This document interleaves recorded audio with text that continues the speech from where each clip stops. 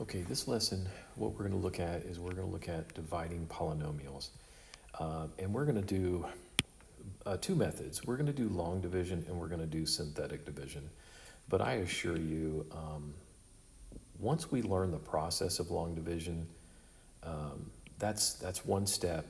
But we will find ourselves leaning on synthetic division because synthetic division, quite honestly, is just faster and easier. But we do have to learn the process of long division, and it's very similar to normal long division, just the concepts of it and the manipulation and the movement. So as we look at dividing polynomials by long division, things in the past that we may have looked at,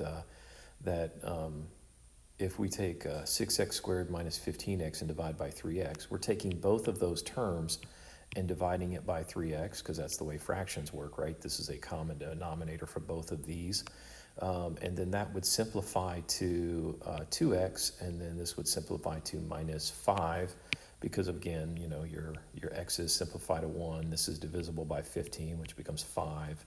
And that's how we end up with this 2x minus 1. So we know, thinking about it, that 2x minus 5, sorry. We know that 2x minus 5 times 3x is going to equal this, because that's just reversing that operation. So just thinking about it. Well, for division, this algorithm, it says, it reads that if f of x and gx are two polynomials and g of x is not equal to 0, what does that mean? They're saying, looking at this, f of x and g of x cannot be equal to 0, because if it is, we would have 0 in the denominator, and that would be a undefined number. So that's all they're saying there, is that denominator cannot be 0. It also says that the degree of g of x is less than the degree of f of x. So they're saying, in order to do that division, up here, look at this. The degree, this is g of x. The degree of g of x is x to the first. The degree of f of x is x to the second. You know, that's what they're saying is, if I have, you know, f of x over g of x, I want the denominator to be a smaller degree. And then there are then there exists a unique quotient and a unique remainder. Okay, the quotient is the results. This would be x, you know, because x to the second divided by x to the first is x to the first. So this would be my quotient, the q of x, as they say. This would be my f of x. This would be my g of x. And then my remainder is actually 0 in this case. And if you think of that, you know, that process, if I had, let's see here, I'm going to do 3 divided by 2. How about 30 divided by 2? That would be my equivalent of f of x. This would be my g of x. When I did the division process, that would be 2 divided into 30. That would be 1. That would be 2. Subtract 2, bring down my 1, bring down my 0. 2 goes into 10 5 times. And I have a remainder of 0. So that would be a remainder of 0. So just thinking about that process is the same thing we were doing back in second grade when we were doing math, multiplication, and long division. Now, in doing so, just thinking about that process, coming over here to this example, I have 2x squared minus 5x minus 3 divided by x minus 3. And they're saying that this is my f of x, this is my g of x, and g of x is a lower degree than f of x. And this would be my quotient. Now, in order to check that, I can turn around and take my divisor, I can take my quotient and multiply them together, and I should end up with my original statement. So there you go. And we can check it that way, and sure enough, it does work. Here, again, the same thing. I have my g of x, my f of x, and my unique quotient, and then plus, this would be my remainder. My remainder of 4 over x plus 1. And we'll learn this process as we go. But again, doing this if we were to multiply this times this, we end up with our original. So, and here we go. Looking at this, being able to divide a polynomial, here we have this polynomial times this polynomial to the negative first. So remember, in order to make a positive a to the negative first power is equal to 1 over a to the first, or 1 over a to the negative first is equal to a to the first power. In order to make an exponent positive, you can, or change the sign of an exponent, you move it over the fraction bar. So if we take this and put it as a denominator, then we have to the positive first exponent. And that's what they've done. So that is just a way to say, hey, that looks like division. Now, we learned, taking out the greatest, this is sort of like factoring. This is a common denominator for all three terms.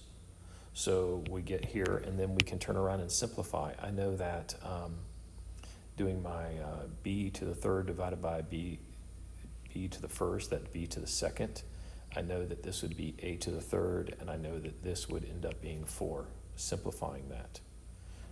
So we're looking at how did they come up with that. And they're talking about right here the understanding my exponent rules, where in order, if I have division, I subtract exponents. So this would be x to the fourth minus x to the first, x to the third minus, a to the fourth minus a to the first, b to the third minus b to the first. And they're simplifying that. This would be 24 divided by 6, which is 4. So they're simplifying that. This is easy because we are dividing by a monomial, okay? It's when we start to divide by a binomial or a trinomial that it becomes a little bit more challenging. But here, looking at this, dividing by a monomial, I would set this up understanding the three different ways of showing division. If I have y over x, that is y divided by x, or I could have y times x to the negative first. That would also be the same equivalent statement. Or I could have y divided by x. All of these are saying the same thing, the same process of division. So again, being able to recognize that division process and give that a moment and try it out and then check your answer. So here, again, what I've taken is I've taken my initial polynomial and I've divided it by 3x squared minus 3x squared y squared. So that is a denominator for all three terms. So now I can simplify. And I know that 9 divided by 3 is going to be 3. I know that x to the 9th divided by x to the second would be x to 9 minus 2, which is going to be x to the 7th. Y to the 5th minus 2 is going to be y to the 3rd. 21 divided by 3 is 7. X to the 4th minus 2 is going to be x to the 2nd. Y to the 4th minus 2 is going to be y to the 2nd. Minus 12 divided by 3 is going to give me 4. X to the 3rd minus 2 is going to give me x to the 1st. Y to the 2nd minus y to the 2nd is just going to equal 1. And I don't have to put 1 in there because 1 is understood. So this would be my resulting quotient, okay? Now, again, this is the kind of thing that we've been doing for a long time in math class, and I will just reiterate that if we did this x to the 3rd plus 2x squared divided by x, we would have, back in the day, said, oh, I got x plus 2 times x over x, and then I would say, hey, these two cancel out and become 1, these two cancel out and become 1, and then I have x squared plus 2x, right? That is just understanding. That's the old way we did it. This is understanding our exponent rules, being able to subtract exponents, but that is ultimately what we're doing here. So now dividing by a quotient. So this is, I love this, it's a pattern, but x squared minus 5x minus 36 divided by x plus 4, divided by x plus 4. So how many times How many times does x go into x squared? That would be x, right? If I divide x squared by x, I get x. So here I have x times x is x squared. X times 4 is 4x. Then, just like we would do, I have to subtract that. So that becomes a negative and a negative. So x squared minus x squared is going to be 0. They have canceled out to 0. Negative 5x minus 4x is negative 9x.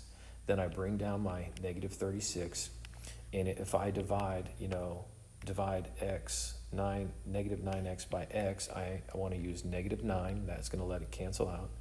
Negative 9x minus 36. Again, I'm going to distribute that, and we simplify it out to 0. So my remainder is 0, but I don't have to put that. So the quotient is actually x minus 9 with a remainder of 0. Okay, so that's learning this process. X minus 8 divided into x squared plus 6x minus 112. So dividing x squared by x would be x. Then I have, that would be x squared. Then this would be minus 8x. Then I need to subtract, right? So that would be negative, change the signs. This simplifies out to 0. I have 14x minus 112. Now I'm going to multiply x by 14 to get to 14x. So I have 14x minus 14 times 8 is going to give me 112. And again, I subtract that, and this becomes 0. So the quotient is x plus 14, remainder of 0. So check that, find that, and that's what we should have. So just being able to understand and go through the motions. Finding it with a remainder, then this is just the same thing, just added one step. Let's see, so they set this up, and they said we got z minus 5 divided into 3z cubed minus 14z squared plus 7z plus 3. And again, subtracting. I'm going to change this out here real quick. And I'm subtracting the whole thing, so that would be plus and negative and changing the signs. This became 0. This simplified to just 1z squared. So z times z is going to give me z squared. So z times z is z squared. Z times negative 5 is negative 5z. Again, I'm subtracting that whole thing. So I got to make sure I change all my signs. Z squared cancels out, and then I have negative 2z, bring down my 3, plus 3. 2 times what equals negative 2z? Negative 2. So negative 2z, and then negative 2 times negative 5 is going to give me a positive 10. Again, I'm subtracting the whole thing. And then this became 0, and I have negative 7. So my remainder is negative 7, so that would be minus, well, we're going to do it on the next page, but minus 7 over z minus 5. So we have my quotient and then my remainder. Okay, so that is how you write the remainder. Finding the quotient here, again, this is the same thing as division.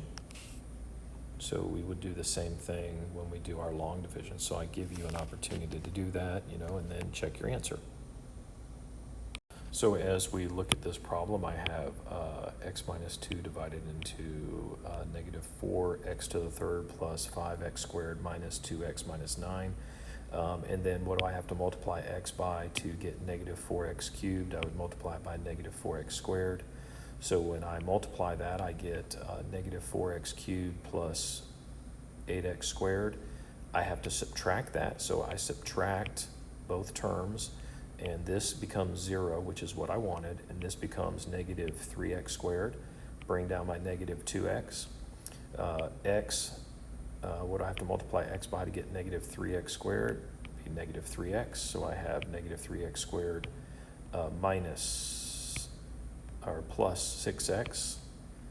And then when I subtract both terms, I get, this becomes 0, I get negative 8x minus 9, because I bring down my 9.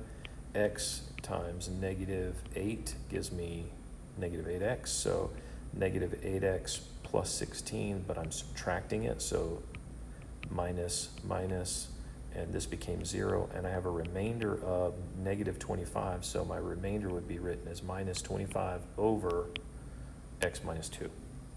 And that is doing the simplifying and coming up with a quotient, a remainder.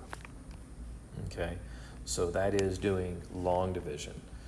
It's a lot, the process is a lot longer, but it does have a pattern to it. It's familiar for us, things that we should be able to remember back over the years that we have done long division in this fashion. And I will tell you that as we talk about synthetic division now, here's a selling feature. Synthetic division, I love it, is an alternate method used to divide a polynomial by a binomial of degree 1. You may find this to be quicker, a simpler method. That I'm sold, quicker and simpler. But, so step 1, after writing the polynomial in standard forms, that means we're gonna have the descending degrees and write the coefficients of the dividend. So we're only gonna focus on the coefficients. If the dividend is missing a term, we use a 0 as a space saver, and we'll get some examples of that. And then write the constant a of the divisor, x minus a. X minus a is the equivalent of here where the divisor was, z minus 5, so a would have been just 5. Here, the divisor was x minus 2, so a would just be 2, okay, in the box, and that's what we're going to do. And then it's just going to be a pattern at this point in time. So what they've done here is here we're in standard form, so I'm only going to use the coefficient. So I have 3, I have negative 2, negative 53, and negative 60. And the divisor here is going to be x minus a negative 3, because that was, x minus. What I tell some students, just think of it as inverse operations. If I had x plus 3, make it equal to 0, and then I would subtract 3 from both sides, and then I'm really going to be dividing by that negative 3, okay, the opposite sign of what I see inside. So that's what my divisor is. They said put it in the box, right? In the box, and this is the box they're talking about. And then now we're going to, it says bring down the first coefficient, so we have 3, then we're going to multiply. Negative 3 times 3 is negative 9, and then we're going to add down or combine terms down. This is negative 11. Then we're going to multiply. Negative 3 times negative 11 is 33. Then we're going to add down, and that becomes negative 53 plus 33 is negative 20. And then we're going to multiply, and that becomes 60. Negative 60 plus 60 is 0. And then that is the process of creating this synthetic division. And of course, I just did the whole problem here, but here it is. And then when we go to the next question, what we find out is this is my quotient, this is my remainder. I go back here and do it here. So everything was divided by 1 degree. Everything was reduced by 1 degree. So we started off with x to the third. So this is going to be 3x to the second minus 11x minus 20. Each one of my degrees, this is the degrees moved down 1 because we, in essence, factored out 1 degree by dividing it by x plus 3. Of this, making sure that we can do this process. So I'm going to and that's what they have here. Here's my quotient. And my remainder was 0, so I did not need to show that. And we'll learn some special rules about that remainder being 0 next section. So the divisor with a coefficient other than 1. Now here becomes a little bit of a problem, and we have to get into the x minus a format. So that is not 2x minus a, so we have to take 2x minus 1, and then how do I get basically x minus a? Let's think, if I were to divide by 2, right, that would be x minus 1/2. So I'm actually going to divide by 1/2 to find my synthetic divisor. Okay, so that's what they're saying there, it's 1/2. So if I divide everything by 1/2, I sort of have to make sure that I divide my numerator by 1/2. I just can't say I'm going to divide half the problem. I've got to divide the whole problem by 1/2. Or should I say, let me rephrase that. I can't do something in the denominator and not do it in the numerator. You know, I have to maintain that equality, and dividing the numerator and denominator by 2, that is actually, you know, in essence multiplying by 1, and I'm allowed to multiply anything by 1 and not change its value, just change the way it looks. So that's what they did there. So then this would become, when I divided this by 2, that became, or 1/2, that became 2. This became negative 37 over 2. This became 2, and this became 9/2. And then we are missing the x to the third, so that's why we placed in a 0. Okay, so you do the same thing. We carry the 2 down, we multiply 2 times 1/2, that's 1. We add those together, we have 1, we multiply 1/2 times 1 is 1/2. This would be, when we combine these down, that would actually be negative 36 over 2, which is the same thing as negative 18. We multiply those. Negative 18 times 1/2 is going to be negative 9. Combining down, that should be what, negative 7. Negative 7 times 1/2 should be negative 7/2, which means this would be 2 over 2, or just 1. So that is my remainder, is 1. So I have, again, all of my degrees decrease, so this would be x to the third, x to the second, x to the first constant, and then my remainder. So 2x to the third plus x to the second minus 18x minus 7 plus 1 over this. Now, since we divided everything by 2, we need to go ahead and multiply my divisor back. So I need to multiply this times 2 and this times 2 to get to my original divisor. So that's what they're talking about there. We're only going to do a couple of these where we have to manipulate the divisor, but just understanding it's the same process. Same process. And as we go on, and you know, I'm going to do this one just because, but in the key, I'll give you guys an example, another example of that versus doing, that's the key for me. Is more important that we can do that. All right, so looking at this is a long, we'll use this as long division. It's just a quick example.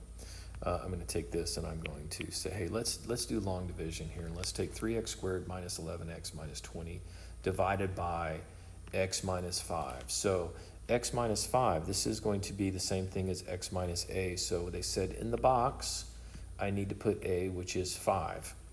Then it said I need to use the coefficients.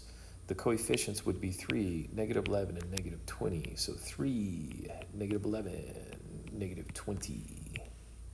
And then they said to carry down 3 times 5 is 15. carry down or combine down, this would be 4. 4 times 5 is 20, so I have a remainder of 0. So this used to be x to the second, so this is going to be x to the first. So it is going to be 3x plus 4 would be my quotient. Okay, if you think about it, I just factored that by this to come up with this. These are my two factors, two binomial factors to equal this. But just being able to do this synthetic process is the success here. Okay, so with that, keeping that in mind, coming down here and doing this problem, what do I need to do in order to get that to x minus a? I need to divide it by 4. So that means I have to divide everything by 4. So if I did that, this would become x to the 4th plus 3/4 x to the 3rd minus 3x to the 2nd minus 1/4 x plus 3/2. And then that would be divided by x plus 3/4. So when I set this up, putting it in the box, I would have negative 3/4 in the box. Then I would have my coefficients of 1, 3/4, negative 3, negative 1/4, and 3/2. Turn around and I'm going to add down, carry down my 1. Multiply 1 times negative 3/4. This is going to be 0. Multiply 0 times negative 3/4. This is 0. Carry down my negative 3. Negative 3 times negative 3/4 is going to be a positive, I think, 9/4. Then 9/4 minus 1/4 is going to be 8/4, which is the same thing as 2. 2 times negative 3/4 is going to be negative 6/4, which is the same thing as negative 3/2. So this is going to be 0. So that would have become x to the 3rd. This is going to become 0, so I can ignore that one in essence. Minus 3x plus 2. That would be my quotient. Now you got to remember we divided everything by 4. I have a remainder of 0, so I don't have to worry about that. So there you go. That would be my quotient after doing that long division. You know, and the funny thing is, you know, you think back a few seconds ago, I was hesitant to do this problem because I'm like, oh my God, it's so challenging. But look how fast and easy synthetic division can be, because this looks like a monster of a problem. But look how easy and fast it went to actually solve it when we follow the process. So with that, we're going to do some practice on this, but I assure you it does not take very much to master this synthetic division process. And once you're doing it, you realize how fast it goes, and no reason to fear doing a little bit of complicated work.